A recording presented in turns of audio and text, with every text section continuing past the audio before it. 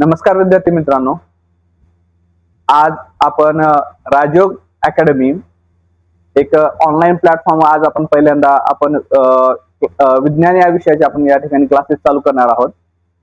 तर राजयोग अकॅडमी तुमच्यासाठी एक ऑनलाईन प्लॅटफॉर्म आहे। या प्लॅटफॉर्म मध्ये तुम्हाला गणित, विज्ञान, इंग्रजी हे विषय या ठिकाणी शिकवले जातील।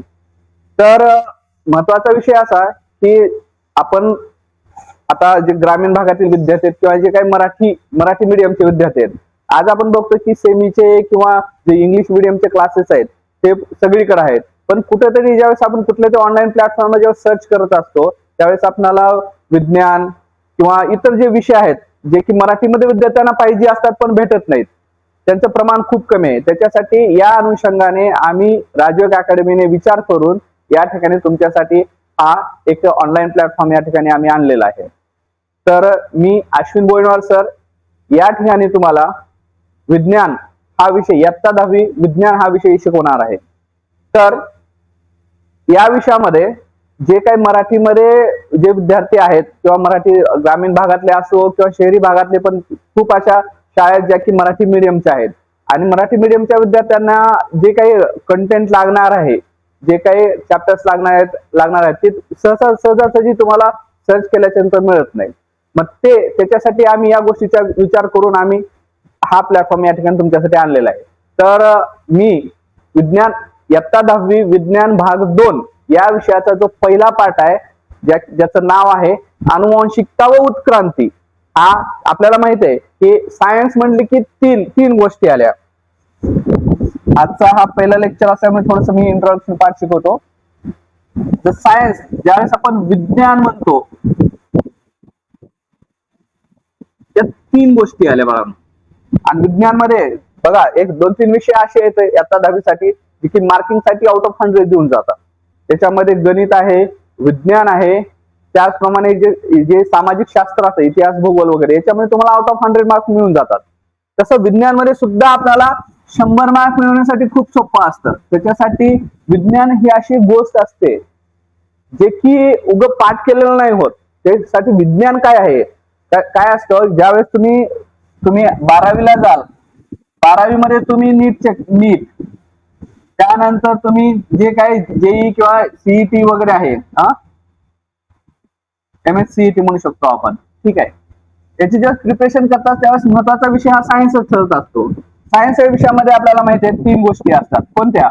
एक असतो फिजिक्स, त्याला आपण भौतिकशास्त्र असं म्हणतो, दुसरा आहे केमिस्ट्री आणि तिसरा आहे बायोलॉजी। फिजिक्स, केमिस्ट्री, बायोलॉजी असे आपल्याकडे 3 विषय असतात। परंतु ज्यावेळेस तुम्ही 11वीला झाला, 11वी 12वीला, त्यावेळेस तुम्हाला हे विषय तुम्हाला वेगवेगळे भेटतील। पण 10वीचं जे पुस्तक आहे त्याच्यामध्ये फिजिक्स आणि केमिस्ट्री, 10वीचं जे विज्ञानचं पुस्तक आहे त्याचे फिजिक्स आणि केमिस्ट्री हे पार्ट 1 मध्ये येतं, भाग 1 मध्ये येतं। आणि जे बायोलॉजी आहे, बायोलॉजी किंवा नंतर पुढे इकॉलॉजी वगैरे जे इन्व्हायरमेंटल जे काही विषय आहेत ते पार्ट 2 मध्ये येतात। पार्ट 1 हा परीक्षेसाठी 40 मार्कासाठी असतो, पार्ट 2 हा 40 मार्कासाठी। अशा प्रकारे आपल्याला टोटल एकूण 80 मार्काची प्रिपरेशन या ठिकाणी आपल्याला करायचं आहे। आणि ज्या विद्यार्थ्यांना कोणाला नीटला वगैरे जायचं आहे तशा विद्यार्थ्यांसाठी हा विषय खूप महत्वाचा आहे। आता काय आपण बघतोय हा विषय नीट मध्ये 360 मार्कासाठी असतो। त्याचं जे पूर्ण बेसिक आहे ते इयत्ता 10वी 9वी 8वी या विज्ञानच्या पुस्तकात आहे। आणि ते ज्यावेळेस तुम्ही बेसिक करताल त्यावेळेस ते पुढचं तुम्हाला शिकायला भेटेल किंवा ते कळेल सुद्धा। मग विषय असा आहे की ज्या आपल्या या प्लॅटफॉर्म मध्ये जे मी शिकवण ते जर तुम्ही 100% जर केलात तर तुम्हाला 40 पैकी 40 भाग 2 मध्ये 40 पैकी 40 आणि भाग 1 मध्ये 40 पैकी 40 मार्क मिळवण्यापासून कोणी थांबू शकणार नाही। तर आपण जास्त वेळ न घालवता आता या ठिकाणी आपण पाठाला सुरुवात करणार आहोत। पाठाचं नावच आहे, लक्ष द्या इकडं,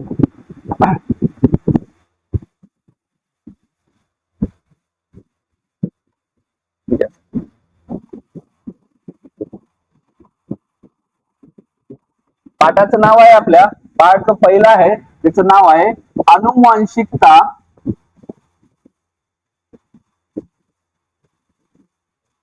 व उत्क्रांती. तुम्हाला ऑनलाईन प्लॅटफॉर्म मध्ये क्वचितच हे तुम्हाला असं बघण्यास भेटेल की मराठीमधून शिकवलं चाललंय. कारण की आजकाल आपण बघत असताना युट्यूबला वगैरे इकडे तिकडे तुम्हाला पूर्ण कन्सेप्ट भेटणार नाही किंवा एक पूर्ण पाठ कुठेही भेटणार नाही. तो पाठ फक्त आपल्याला तुम्हाला राजयोग अकॅडमी या ठिकाणी तुम्हाला भेटेल. मग या ठिकाणी आपण चालू करत असताना कुठलीही गोष्ट चालू करत असताना त्याचं बेसिक माहिती असणं आवश्यक आहे मित्रांनो. बेसिक जर माहित असेल तर आपल्याला ती गोष्ट समजते. काय असतात की काही ठिकाणी असे चॅप्टर शिकवले जातात आणि काय केलं जातं की डायरेक्टली फ्लो मध्ये आहे ते शिकवलं जातं. नाही, विद्यार्थ्यांचा जर खरा जर फायदा व्हायचा असेल तर त्याचं बेसिक येणं खूप आवश्यक आहे. आता मला माहित नाही तुम्हाला 10वीच्या अगोदर 9वीला पण आनुवंशिकता आहे. काही ठिकाणी तुम्हाला इतर दुसऱ्या पुस्तकामध्ये सुद्धा तुम्ही कुठे कुठे आनुवंशिकता, त्याला इंग्लिश मध्ये आपण म्हणू शकतो हेरिडिटी अँड इव्हॉल्युशन. म्हणजे तुम्हाला फक्त माहित असावं म्हणून मी या ठिकाणी लिहितोय. आनुवंशिकतेच्या बाबतीत तुम्हाला किती नॉलेज आहे हे मला माहित नाही, पण जी शक्य होईल तितकं तुमची कन्सेप्ट बिल्ड करण्याचा प्रयत्न या ठिकाणी आम्ही करणार आहोत. तर पाठ चालू करत असताना सुरुवातीला आपण पाठाच्या संबंधित बोलू. पहिला प्रश्न येतो कोणता? आपण 10वीचं शिकवत आहोत ही गोष्ट गांभीर्याने घ्या, महत्वाचं. त्याच्यासाठी कन्सेप्ट बिल्ड करा अगोदर. त्याच्यासाठी मी तुम्हाला जे बेसिक आहे ते सांगणार आहेत. बघा, पहिल्यांदा प्रश्न येतो आनुवंशिकता म्हणजे काय?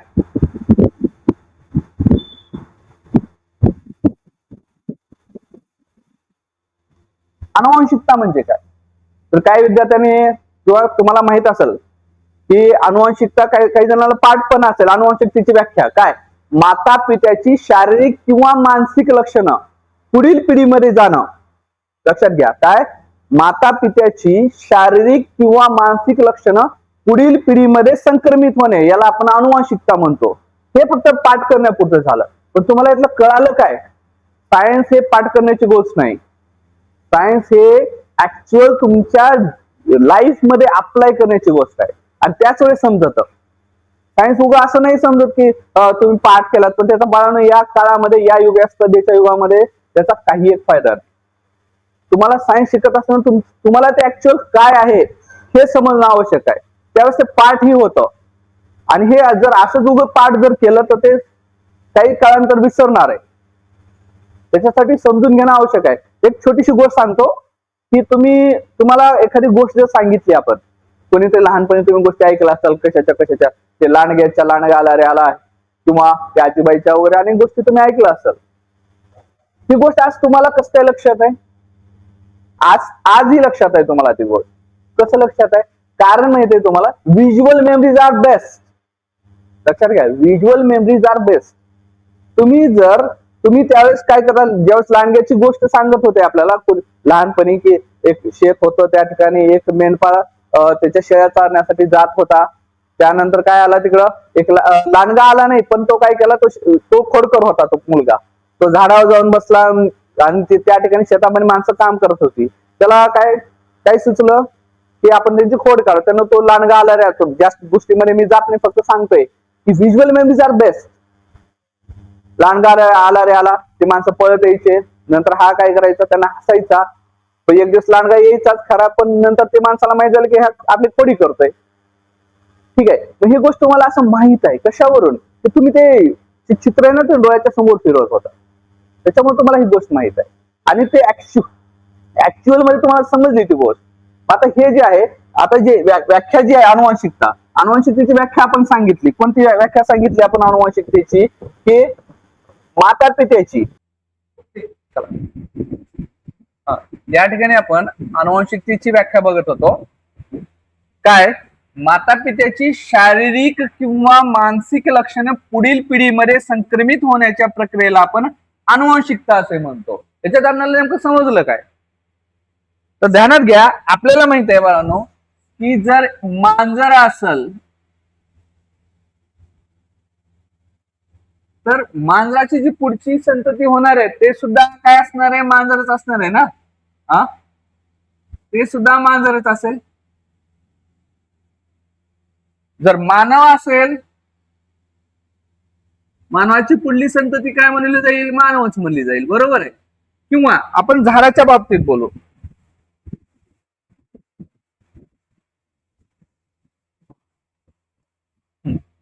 की समजा आपल्याकडे झाड आहे पेरूचं. पेरूच्या झाडाला काय लागणार आहे? पेरूच लागणार. काय बदल होईल का? पेरूच्या झाडाला आंबे लागतील का? असं होणार नाही. पेरूच्या झाडाला आंबे थोडेच लागणार आहेत. हे तर लक्षात घ्या. लहान लहान लेकरांना कधी विज्ञान शिकले का? नाही. छोटे लेकरू आहे, पण त्याला जर आपण म्हटलं की काय कर, तू तिथे आंबे आहेत, आंब्याचं झाड आहे आणि आंब्याच्या झाडावर जाऊन पेरू घेऊन ये, ते आपल्याला वेड्यात काढेल का नाही? शक्य आहे का हे? त्याला विज्ञान माहित आहे. फक्त ते विज्ञान पुढे जाऊन तो शिकणार आहे, ही गोष्ट अलग झाली. पण ऑलरेडी त्याला सायन्स माहित आहे. तर ते म्हणाले येडा झालेस का? आंब्याच्या झाडाखाली जाण पेरू घेऊन ये. असं होऊ शकते का? होणार नाही, हे त्यालाही माहित आहे. का? त्याला कुठंतरी त्याला आकलन झालेलं आहे की असं होऊ शकत नाही बाबा. आंब्याच्या झाडाला हा आंबाच लागणार, पेरूच्या झाडाला पेरूच लागणार. मग त्याला अनुवांशिकता ही माहिती आहे का? नाही माहीत. पण त्याला कळतं की बाबा हे असं होत असतं आणि हे असं होऊ शकत नाही. मग यालाच या ठिकाणी आपण म्हणू शकतो बघा, त्यालाच आपण अनुवांशिकता म्हणतो. त्याला समजलंय की पेरूच्या झाडाला पेरूच लागणार, आंब्याच्या झाडाला आंबेच लागणार, मांजराचं पिल्लू मांजरच होणार, हे त्याला माहित आहे. मग आता आपण काय करू, ही व्याख्या काय म्हणते बघू. बघा या व्याख्येमध्ये काय सांगते? माता पित्याची, कुणाची? माता पित्याची शारीरिक किंवा मानसिक लक्षणे. आता ध्यानात घ्या रे, शारीरिक किंवा मानसिक या दोघांना आपण जैविक लक्षणे असे म्हणू.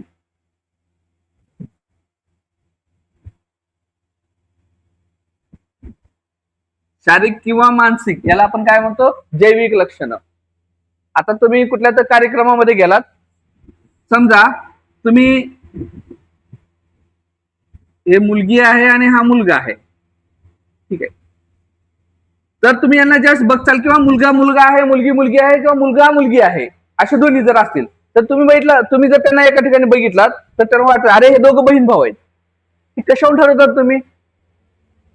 तर त्यांच्या दिसणाऱ्या जे चेहरा आहे, त्यांची जी फिजिओलॉजी आहे, त्याच्यावरून तुम्ही ठरवता अरे थोडस यांच्यामध्ये काय साम्य दिसतंय, थोडं सारखे दिसत, म्हणजे हे काय असायला पाहिजे? हे दोघं बहीण भाऊ असायला पाहिजेत, हे आपण सहजपणे म्हणतो.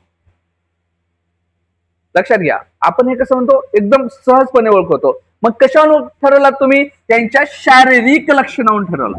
ध्यानात घ्या, कशावरून ठरवलं? शारीरिक लक्षण. शारीरिक लक्षण म्हणजे त्यांच्या शरीर जे मॉर्फॉलॉजिकल जे स्ट्रक्चर आहे, जे मॉर्फॉलॉजी आहे, मॉर्फॉलॉजी म्हणजे शारीरिक, शरीरावरून तुम्ही रंगावरून, त्यांच्या नाकावरून, त्यांच्या डोळ्यावरून तुम्ही सांगताल की अरे हे दोघं काय बहीण भाऊ आहेत, असं तुम्ही ऑलरेडी सांगतात. किंवा तुम्ही सांगतात की एखादं लहान लेकरू जेव्हा जन्मतं ते थोडस मोठं झाल्याच्या नंतर म्हणतो हे ह्याच्या वडिलावर गेले, हे ह्याच्या मम्मीवर गेले, हे ह्याच्या भावावर गेले, असं तुम्ही सांगणार आहात. कसं सांगतात तुम्ही? तर त्याचं ते बाह्य रूप बघून सांगतात तुम्ही. त्याचं नाक मम्मी सारखं झालंय, रंगावर पप्पावर गेलंय, हे शारीरिक लक्षणं झालं. कदाचित मानसिक लक्षणं सुद्धा तुम्ही म्हणतात हे बापावर गेले म्हणून. जर आपण असतात ना समाजात राहत असताना आपण सांगतो अरे त्याचं वागणं विचित्र पद्धतीचं असू शकतं, त्याला मानसिक जे आहे ना, मानसिक म्हणजे आपण माहिती आहे मानसिक रोगी वगैरे काही तुम्हाला माहिती आहे, मानसिक आजार वगैरे असे काही प्रकार तुम्हाला माहित असतील. तर म्हणतात की गुणावर मम्मीवर गेले, गुणावर पप्पावर गेले, त्याचे गुण वगैरे मानसिकता आहे.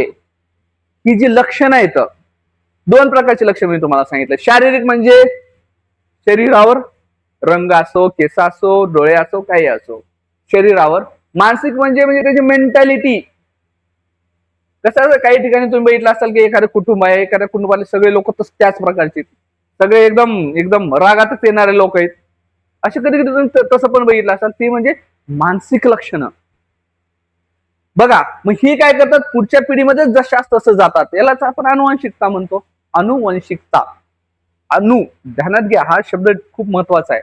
अनु माहिती आहे, स्मॉल, खूप स्मॉलेस्ट असणार अनु. वंश, वंश म्हणजे परंपरा. अनुवंशिकता, काही गोष्टी, जे काही फॅक्टर्स आहेत जे अनुवंशिकतेसाठी रिस्पॉन्सिबल आहेत, जबाबदार आहेत, हे पूर्ण आपण या पाठात शिकणार आहोत.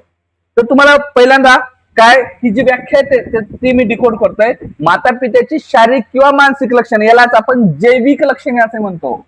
कुणामध्ये जाणार आहे, कुणामध्ये जाणं, समजा याचे लक्षात घ्या, ह्याची मम्मी आहे आणि ह्याचे पप्पा आहेत, असं समजून घेऊ नका की पप्पा खूप छोटे आहेत, असं काय नाही. त्यांच्यापासून काय असणार, मुलगा होईल किंवा मुलगी होईल. ठीक आहे, प्रत्येक सजीव काय, प्रत्येक प्रजाती काय करते, प्रजनन करत असते. आपल्याला शिकायचं आहे, डार्विनच्या सिद्धांतामध्ये हे सगळ्या गोष्टी शिकायच्या आहेत या पाठामध्ये. कारण की वंश टिकवायचं असतं म्हणून प्रजनन करणं, रिप्रोडक्शन करणं आवश्यक आहे. त्यांनी काय करतात, यांचे जे ट्रेट्स आहेत, जे गुण आहेत, ते पुढच्या पिढीमध्ये किंवा पुढच्या जनरेशन मध्ये काय करतात, ट्रान्सफर करतात. त्यालाच आपण हेरिडिटी असं म्हणतो. मग काय, माता पित्याची शारीरिक किंवा मानसिक लक्षणं पुढील पिढीमध्ये, कोणत्या, त्यालाच आपण जैविक लक्षणं असे म्हणतो. पुढील पिढीमध्ये, पुढील पिढीमध्ये संक्रमित करण्याच्या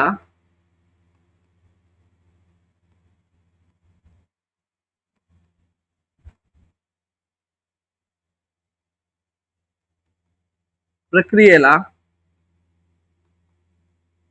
अनुवंशिकता असे म्हणतात. तुम्ही व्याख्या लिहून घेऊ शकता, जे काही मराठी मीडियमचे विद्यार्थी आहेत त्यांनी ही व्याख्या लिहून घेऊ शकतात. आणि ही व्याख्या त्यांना पाठ असायला पाहिजे. पाठ नाही, समजलं असेल तर ऑटोमॅटिक पाठ होतं. काय, जी लक्षणं आहेत, कोणती लक्षणं, किती प्रकारची लक्षणं, 2 प्रकारची, शारीरिक आणि मानसिक. मानसिक म्हणजे सायको नाही, हा एकदम कसं असतं की आपण लेफ्टी म्हणतो, आपण लेफ्टी, ठीक आहे, म्हणजे जे डावखोरे लोक असतात त्यांच्या पिढीमध्ये कोणतरी असतं, ते लक्षण कोणतं, ते शारीरिक पण झालं, एक प्रकारे मानसिक पण झालं. किंवा काही जन्मतात खूप हुशार असतात, त्यांची कोणीतरी आजी आजोबा किंवा वडील खूप हुशार असतात, पुढची पिढी सुद्धा तशीच बनते. हे अशा प्रकारचे काही मानसिक सुद्धा लक्षणं असतात, जे की पुढच्या पिढीमध्ये आपल्याला बघायला मिळतात. काही शारीरिक लक्षणं असतात जे की पुढच्या पिढीमध्ये बघायला मिळतात. एक्झाम्पल, शारीरिक लक्षण थोडक्यात मी सांगतो, जे कधी जन्मखून आहे, जन्मखून, एक आईच्या किंवा वडिलांच्या शरीरावर एक जन्मखून आहे, जे की तुम्हाला कुठं पुढच्या पिढीमध्ये, त्यांच्या लेकरामध्ये किंवा त्यांच्या लेकरामध्ये पुढे तुम्हाला ती जन्मखून बघायला भेटते. हे काय, जन्मखून आली कसं, त्यालाच आपण अनुवंशिकता म्हणतो. ही शारीरिक आणि मानसिक लक्षणं, 2 लक्षणं कोणती, शारीरिक आणि मानसिक लक्षणं, पुढच्या पिढीमध्ये जाण्याच्या प्रक्रियेला आपण काय म्हणतो, अनुवंशिकता असे म्हणतो. ठीक आहे, ही कन्सेप्ट क्लिअर झाली असेल तर आपण पुढे जाऊत आता. ठीक आहे, तर नाव, आता काय असतं की कुठलेही एखादी, हा सायन्सचा विषय आहे, हा विज्ञानचा विषय आहे, आणि विज्ञानाच्या विषयामध्ये आपण हे बघतोय अनुवांशिकता, उत्क्रांती. कधीही कुठलाही चॅप्टर वगैरे असताना त्याच्यामध्ये कुणीतरी योगदान खूप दिलेलं असतं, कुणीतरी त्याच्यामध्ये खूप मोलाची कामगिरी. आज आपण विज्ञान वाचतो, कुठलाही विषय वाचतो आपण, ते वाचण्यासाठी, ते आपल्या समोर आणण्यासाठी खूप जणांनी मोलाचं योगदान दिलेलं असतं.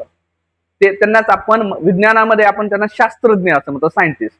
आपल्या 10वीच्या पाठामध्ये पहिल्यांदा आपल्याला या ज्यांनी अनुवांशिकता या फील्डमध्ये, हेरिडिटी या फील्डमध्ये ज्यांनी खूप मोलाचं योगदान दिले, त्यांच्याविषयी आपल्याला पहिल्यांदा या ठिकाणी आपल्याला बघायचं आहे.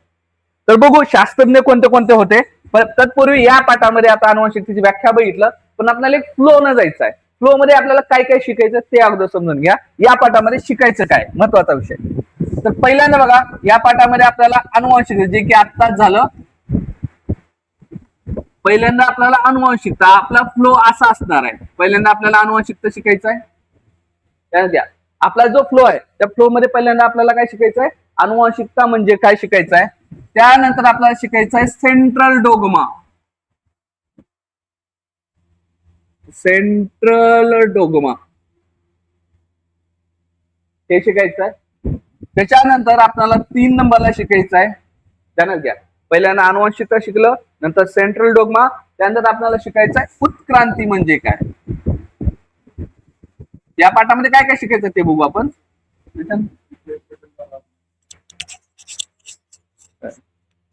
चालू नाही का?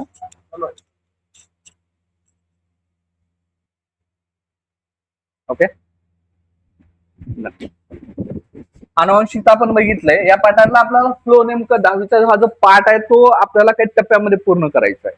ते टप्पे कोणते कोणते? पहिल्यांदा अनुवंशिकता, अनुवंशिकते संबंधित आपल्याला त्याच्या संबंधित सगळं शिकायचं आहे. त्यानंतर सेंट्रल डोग्मा ही काय प्रोसेस आहे हे आपल्याला शिकायचं आहे. त्याच्यानंतर उत्क्रांती, उत्क्रांतीच्या नंतर आपल्याला 4 नंबरला शिकायचा आहे डार्विन. हा खूप महत्वाचा आहे. हा डार्विनचा सिद्धांत. एक फ्लो तयार होईल. तुम्हाला काय शिकायचं आहे याचा एक फ्लो तयार होईल. ठीक आहे. त्याच्यानंतर उत्क्रांती झाल्यानंतर ह्याच्यामध्ये उत्क्रांतीचे पुरावे वगैरे असतील. हा उत्क्रांतीच्या रिलेटेड सगळ्या गोष्टी आपल्याला या ठिकाणी शिकायच्या येतात. त्यानंतर आहे डार्विनचा सिद्धांत झाल्याच्या नंतर पुन्हा या ठिकाणी आणखी एक सायंटिस्ट आहे, त्यांचं नाव आहे लॅमार्कवाद. त्याच्यानंतर शिकायचं आहे जाती उद्भव, आणि त्याच्यानंतर शिकायचा आहे लास्ट आपल्याला जो 7व्या नंबरचा आहे तो मानवी उत्क्रांती.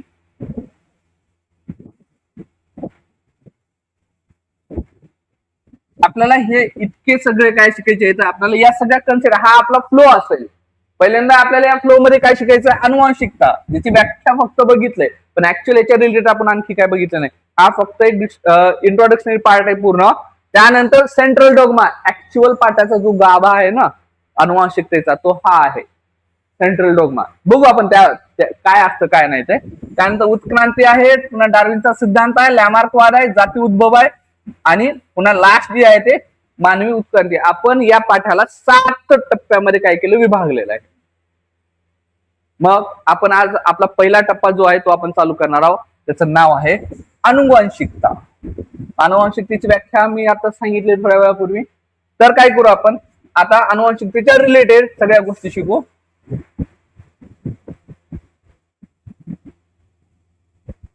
अनुवांशिकता याचा इंग्लिश मध्ये आपण हेरिडिटी असं म्हणतो.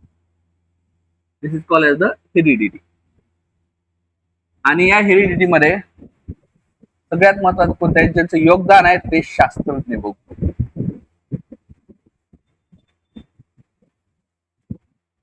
या शास्त्रज्ञाचं योगदान खूप महत्वाचं आहे. अनुवांशिकतेमध्ये जे शास्त्रज्ञ आहेत त्यांचं योगदान खूप मोठं आहे. तर बघा बाळांनो, पहिल्यांदा जे शास्त्रज्ञ आहेत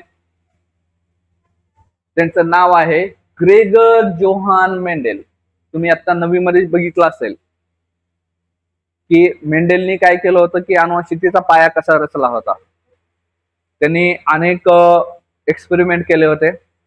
वटाण्याचे तुम्ही झाडं बघितलं असेल, पुस्तकामध्ये वाचलेलं असेल. त्या पुस्तकामध्ये त्यांनी सांगितलेलं आहे की एका पिढीतून दुसऱ्या पिढीमध्ये गुणांचं स्थानांतरण कसं होतं. ऍक्च्युली ते मायक्रो लेवलला त्यांनी ते सांगितलं नाही, पण की वटाण्याची जी झाडे घेतली, एक उंच झाड, एक ठेंगणं झाड, त्याच्यानंतर काय लाल फुले येणारी, पांढरी फुले असणारी अशा झाडांचं त्यांनी काय काय संकर घडून आणला होता.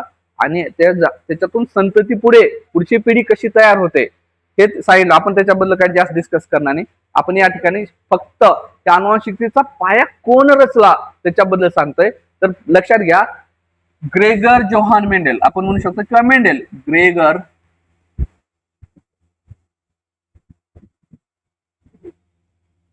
जोहान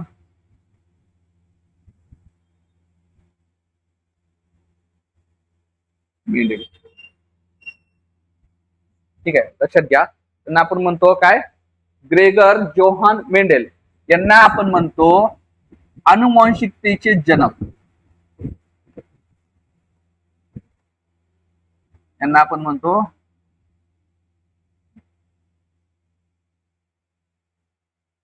परीक्षेमध्ये विचारलं जाऊ शकतं, अनुवांशिकतेचे जनक कोणाला म्हणतात, अनुवांशिकतेची सुरुवात कोण केलं, तर ते आहे सर ग्रेगर जोहान मेंडेल. हे आपण 9वी मध्ये शिकलेलं आहे. अनुवांशिकतेची सुरुवात ही सर ग्रेगर जोहान मेंडेल यांनी केली. त्यानंतर मोलाची पुढे 2 नंबरचे जे आपले जे सायंटिस्ट आहेत त्यांचं नाव आहे वॉल्टर सटन.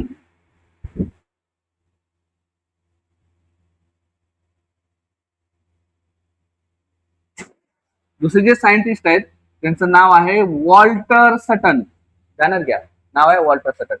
यांनी काय केलं लक्षात घ्या, यांनी काय सांगितलं की जे नाकतोड आहे, ग्रास चॉपर आपण म्हणतो त्याला, जो नाकतोड आहे, नाकतोडा, याच्या शरीराच्या पेशीमध्ये, नाकतोड्याच्या ज्या काही पेशी आहेत त्याच्या पेशीमध्ये जी गुणसूत्रे असतात,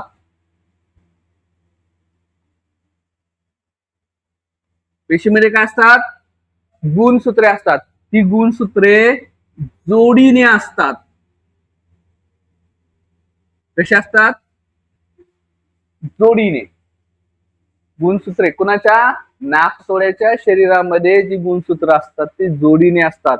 हे कोण सांगितलं, वॉल्टर सटन साहेबांनी सांगितले. आता ऍक्च्युअल मध्ये आता हे संबंध बघू, आपण शब्द बघू. काय बघा, जी पेशी असतात आपल्याला माहित आहे, ही जी पेशी आहे, समजा मी अशा पद्धतीने पेशी काढतोय, लक्षात घ्या. हे पेशी काढतोय, या पेशीमधले सगळे आपल्याला माहित आहे हे असतं पेशी केंद्रक. आणि पेशी केंद्रकात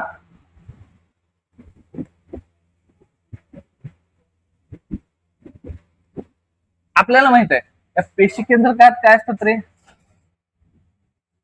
असे गुणसूत्रे असतात. काय असतात, गुणसूत्र. त्यालाच आपण म्हणतो क्रोमोझोम. त्याला आपण म्हणतो क्रोमोझोम. गुणसूत्रे असतात. तर हे दिसत नाही, आय थिंक सो. एक मिनिट ऐका.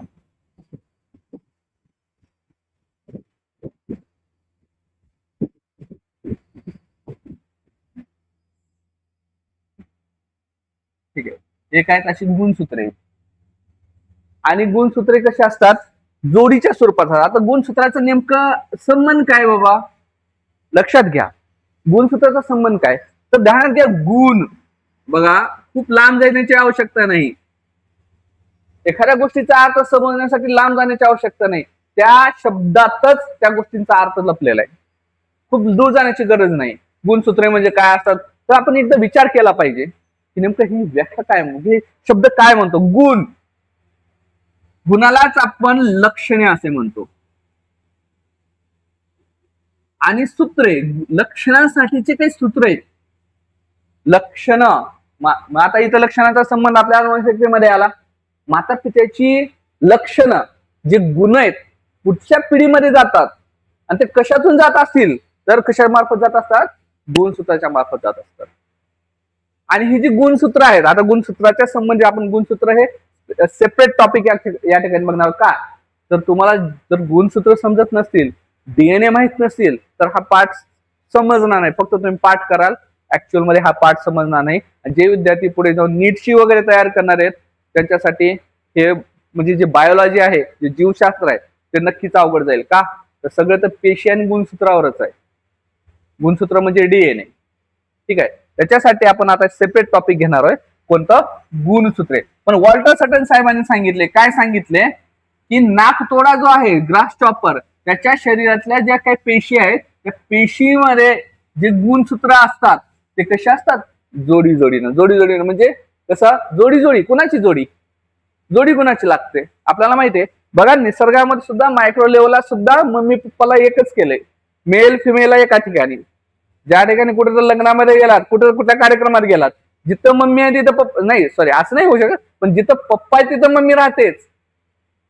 बघितलं असाल तुम्ही, कुठेही जोडी नाही. मग इथं सुद्धा एखाद्या पेशीमध्ये सुद्धा निसर्गाने त्यांना अलग केलं नाही. इथं सुद्धा ज्या ठिकाणी मेल क्रोमोझोम ज्या ठिकाणी असेल त्या ठिकाणी फिमेल क्रोमोझोम म्हणू शकतो आपण असतात, किंवा आयडेंटिकल.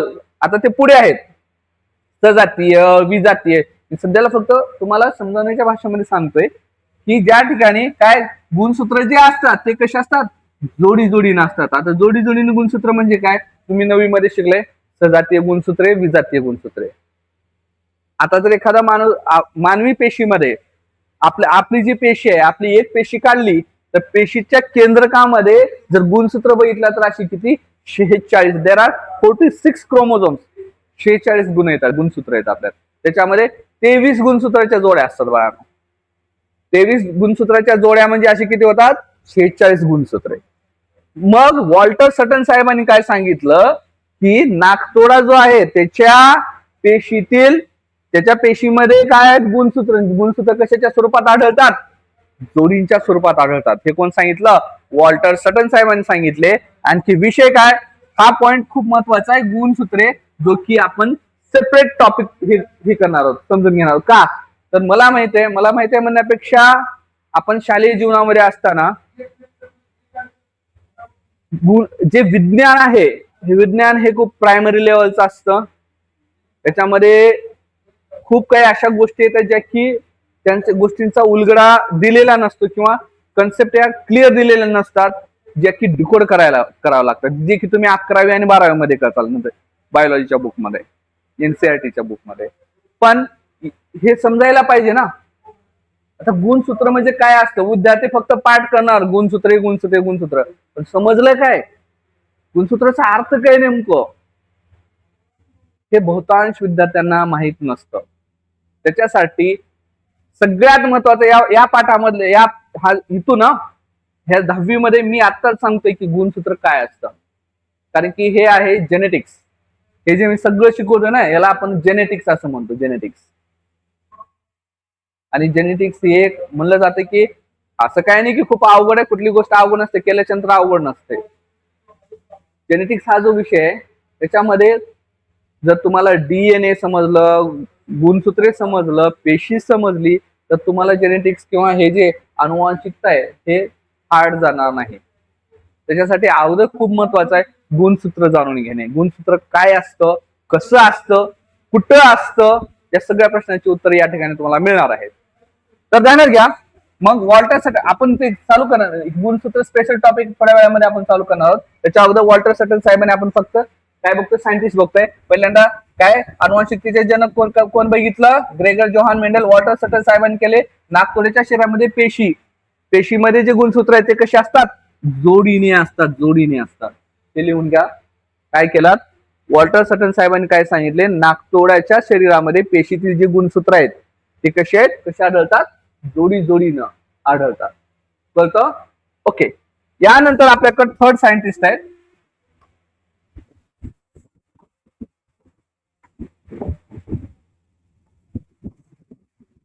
आपल्याकडे तिसरे सायंटिस्ट आहेत बघा. आता हे खूप महत्वाचं आहे, खूप महत्वाचं आहे.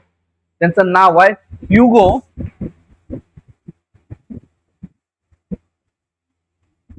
दी रीस. नाव ध्यानात ठेवा, ह्युगो द रीस. लक्षात ठेवा काय? ह्युगो द रीस. यांनी काय सांगितलंय 1901 मध्ये एक सिद्धांत मांडला. कोण काय केलं हे महत्वाचं आहे खूप. मेंडेलला काय म्हणतो? जनक म्हणतो. वॉल्टर सटन साहेबांनी काय केले? वॉल्टर सटनने सांगितले की काय गुणसूत्र हे जोडी जोडीनं असतात, एकटं नाही राहत. कसं असतं ते? जोडी जोडीनं असतात. तसं ह्यांनी काय सांगितले? उत्परिवर्तनाचा सिद्धांत खूप महत्वाचा आहे. तुम्हाला नवीन नवीन गोष्टी या ठिकाणी बघायला भेटते. उत्परिवर्तनाचा सिद्धांत.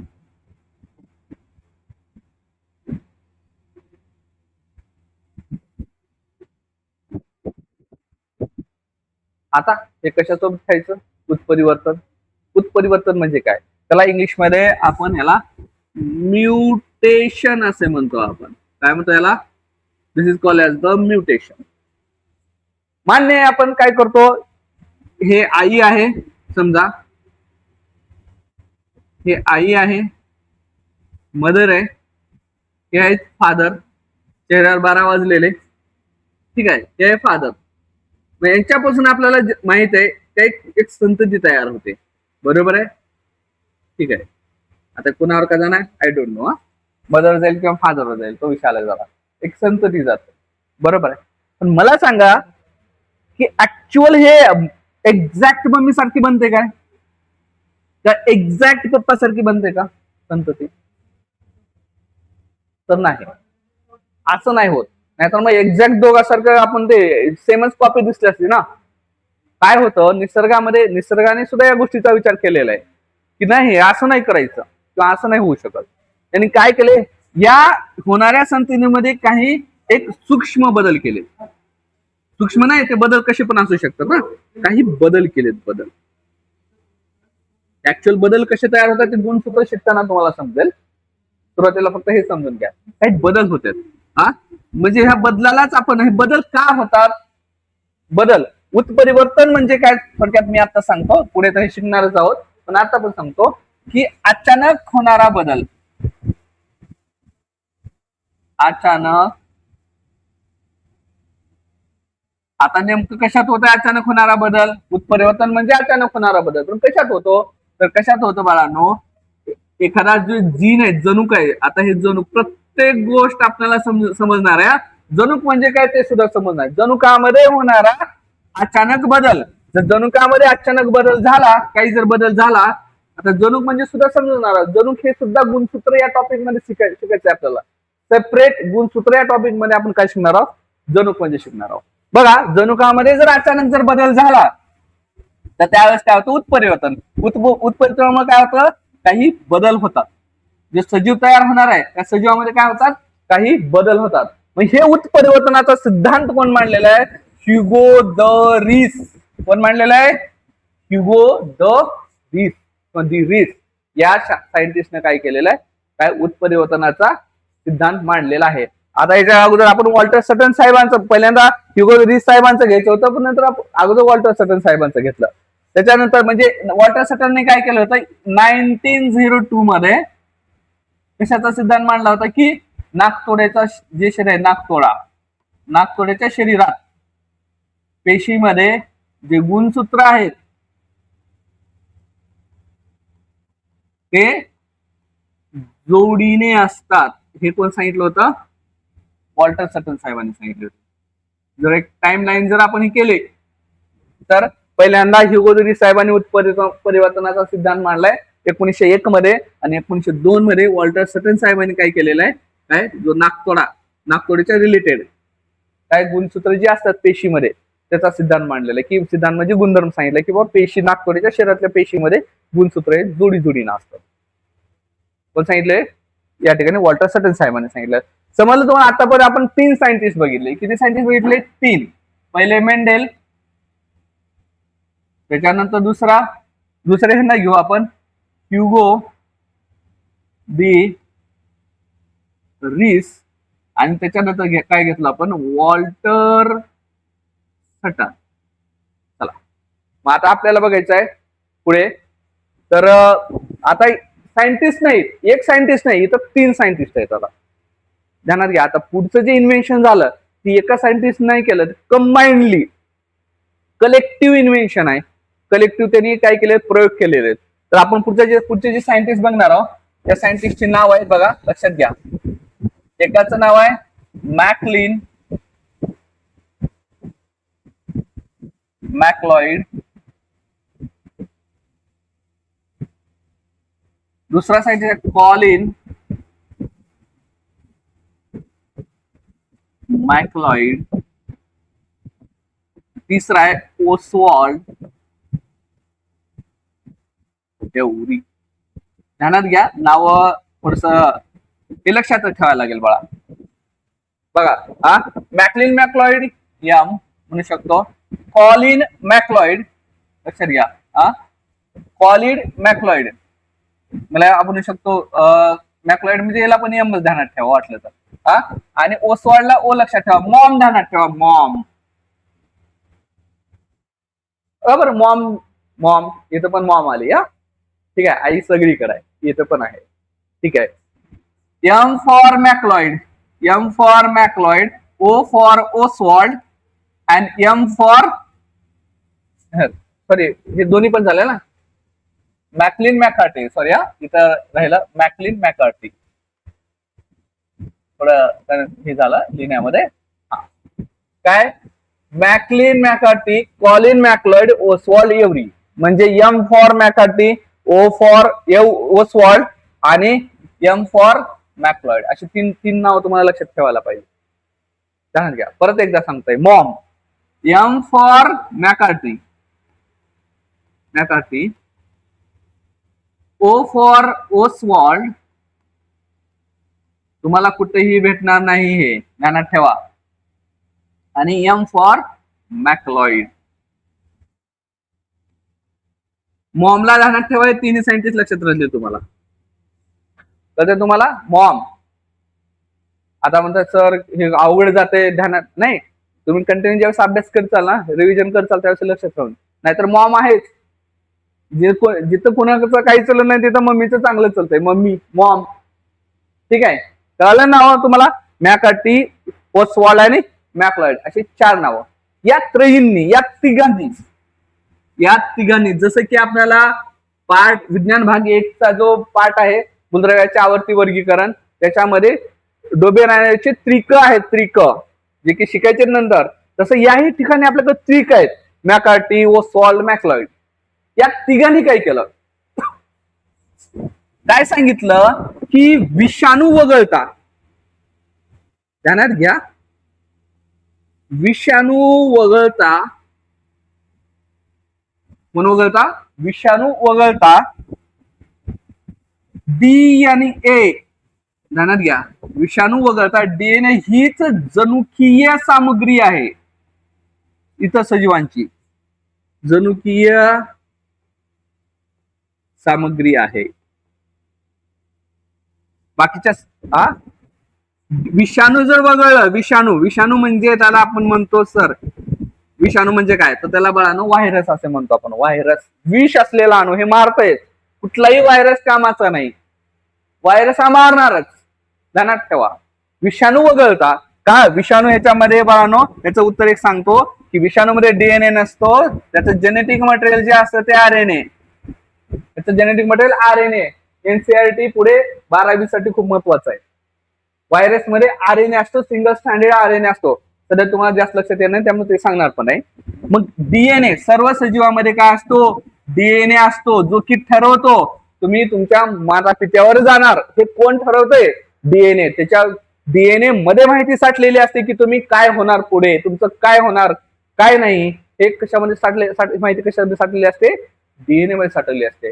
मग या ठिकाणी सांगितलं होतं कोण, मॅकार्टी, ओसवाल्ड एव्हरे आणि कॉलिन मॅक्लॉइड, या तिघांनी सांगितलं की विषाणू वगळता इतर सजीवांमध्ये डीएनए हीच जनुकीय सामग्री आहे. जनुकीय म्हणजे त्यांनीच काय करतात, अनुवांशिकतेच हे करतात. हा ठीक आहे, म्हणजे आहे का, नाही पुढे घ्या.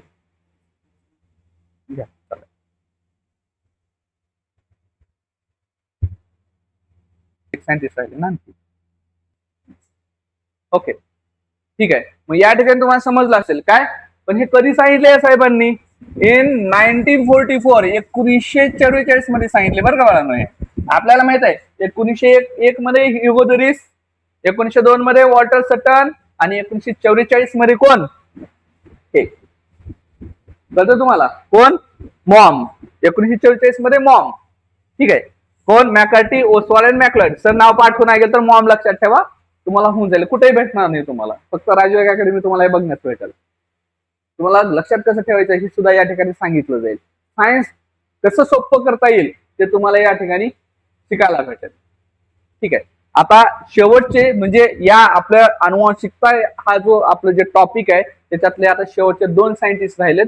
त्या सायंटिस्टचे नाव आपण बघणार आहोत.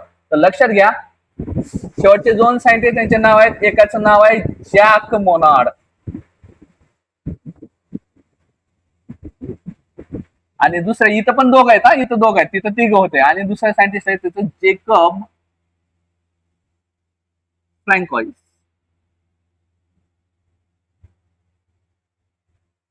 असे 2 सायंटिस्ट आहेत. आता यांनी काय केले त्यानं घ्या, जॅक मोनार्ड आणि जेकब फ्रँकॉइस. आता यांनी काय केले, यांनी काय केले तर ध्यानात घ्या बाळांनो. यांनी काय केले, डीएनए ची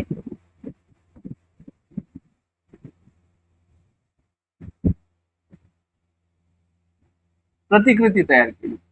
आता खूप जणांना प्रश्न असेल आणि खूप जणांना माहित पण असेल, माहित असेल तर चांगलं, नाही माहित असेल तरी चांगलं का, इथं तुमच्या सगळ्या कन्सेप्ट क्लिअर होणार आहेत. कोण कोण, जॅक मोनार्ड आणि जेकब फ्रँकॉइस यांनी काय केलं, डीएनए ची प्रतिकृती. जे काही विद्यार्थी इथून हे लेक्चर काय 10वीचेच विद्यार्थी बघावं असं काही नाही, जे काही इथं स्पर्धा परीक्षेचे जे विद्यार्थी तयारी करतायत त्यांच्यासाठी विज्ञान हा विषय थोडासा अवघडच वाटणार आहे, पण त्यांनी जर हेच लेक्चर बघितलं तर त्यांच्यासाठी सुद्धा फायद्याचं असणार आहे. त्यामुळे कारण की एमपीसी मध्ये बहुतांश एमपीसीचे जे प्रश्न आहेत मी सुद्धा बघितले, त्या परीक्षामध्ये हे पडलेले क्वेश्चन्स आहेत किंवा या कन्सेप्ट आहेत. त्याच्यासाठी त्यांनी सुद्धा बघितले तरी याच्यामध्ये काही अडचण येणार नाही, त्यांच्यासाठी फायद्याचीच गोष्ट असेल. त्यांनी काय केलं, डीएनए ची प्रतिकृती. आता डीएनए ची प्रतिकृती म्हणजे डीएनए कसा दिसतोय आपल्याला कुठं तर तुम्ही बघितलं हे डीएनए असा दिसतो. ओके, समजा हे असं दिसतो डीएनए. तर कुणाला कळालं काय असं दिसतं हे डीएनए? कुणाला माहित आहे? तर हे सगळी देणी या साहेबांची आहे. कोणाची? जॅक मोनार्ड अँड जेकब फ्रँकॉइस यांनी डीएनए ची प्रतिकृती तयार केली आणि यांच्याद्वारे प्रथिनांची निर्मिती कशी होते. आता ही प्रथिन नवीन आणखी परती मी आणलो प्रोटीन. हे काय भानगड आहे बाळांनो? जे काही आपण आहे ते सगळं प्रथिनामुळे. ऍक्च्युअल हा जो आपला जेनेटिक्स आहे ना, it's all about protein synthesis. ते जे की सेंट्रल डोगमा मध्ये आपण बघणार आहोत. हा, कळतं तुम्हाला काय काय? जॅक मोनार्ड आणि जेकब फ्रँकाईस यांनी काय केलं, डीएनए ची प्रतिकृती तयार केलं. ठीक आहे. आणि हे कधी झालं? हे 1961 मध्ये. कधी झालं हे? 1961 मध्ये ही गोष्ट झाली. तर रिकॅप मध्ये आपण जे सायंटिस्ट आहेत ते परत एकदा थोडंसं बघू. म्हणजे परत जर ऐकला तर लगेच पाठवून जाईल. लक्षात घ्या, आपण सायंटिस्ट एक वन लाईन ह्याच्यामध्ये बघू. तर टोटल बघा, आपण सायंटिस्ट पहिले जे सायंटिस्ट बघितलं मेंडेल. शॉर्ट मध्ये लिहितो मी. मेंडेल यांना काय म्हणतो आपण? अनुवांशिकतेचे जनक. विद्यार्थ्यांना पाठ करण्यासाठी हे 2 नंबर आपण बघितलं. हा, याच्यामध्ये इसवी सन दिलेलं नव्हतं आपल्याकडे, त्याच्यामुळे असंच लिहू. त्यानंतर 1901 मध्ये ह्युगो द रीस यांनी काय सांगितलं? उत्परिवर्तनाचा सिद्धांत. खूप महत्वाचा आहे, उत्परिवर्तन.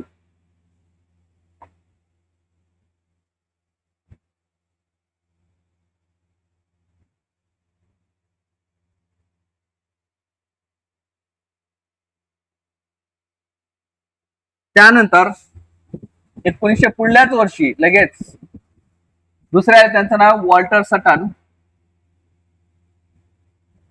त्यांनी काय सांगितलं? नाकतोड्याच्या शरीरात, कदाचित त्यांना नाकतोडे खूप आवडत असतील. नाकतोड्याच्या शरीरामध्ये गुणसूत्रे कशा असतात? जोडीने असतात, हे त्यांनी सांगितलं. नंतर आपल्याकडे या ठिकाणी 3 नावं ज्यांना आपण मॉम असं म्हणलं. हे कधी झालं? सॉरी, आपण हे टाकू. हा, कधी कधी होत? 1944 मध्ये. अरे एक मिनिट. हा, 1944 मध्ये. ठीक आहे. कोण? मॉम. लक्षात ठेवा, मॉम म्हणजे काय? McLean मॅकार्थी. O for Oswald every आणि एम फॉर कॉलिन मॅक्लॉइड.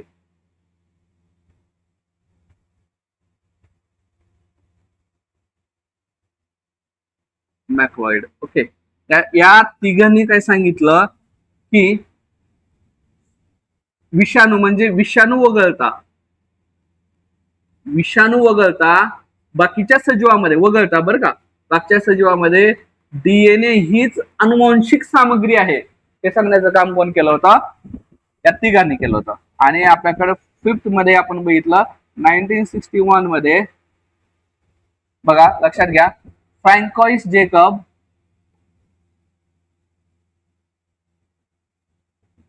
जेकब आहे. हा, आणि जॅक मोनार्ड यांनी डीएनए कसा असता म्हणजे डीएनए ची प्रतिकृती बनवली.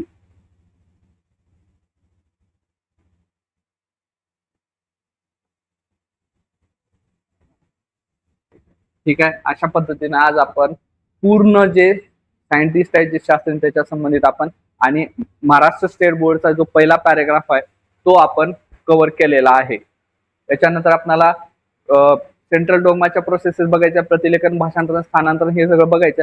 पण तत्पूर्वी तुम्हाला समजण्यासाठी आपल्याला अगोदर डीएनए आणि गुणसूत्र म्हणजे काय हे अगोदर बघायचं. 9वी मध्ये तुम्ही शिकलाय, पण त्याला पाठच केला असेल किंवा काही जणांना माहित पण असेल. असं नाही की मी तुम्हाला कमी सांगतोय, असं नाही.